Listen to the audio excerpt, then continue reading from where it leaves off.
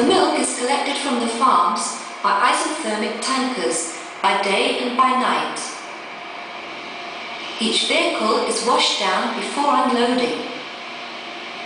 As soon as the driver delivers to the cheese dairy, he gives a milk sample from each farm to the laboratory. The analysis is a way of controlling the milk quality and for traceability.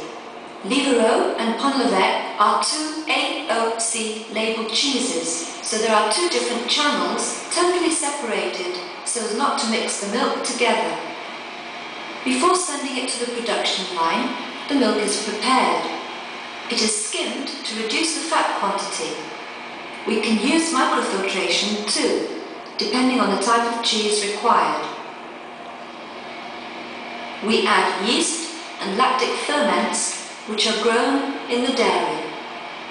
One part of the cheese-making process uses raw milk. It is simply skimmed. The ultimate stage in preparing milk, the maturation. It is stored in vats where it ferments slowly for 15 hours. The yeast grows, acidifies the milk, making coagulation easier. Is the milk ready? One last control and let's go on to the cheese making.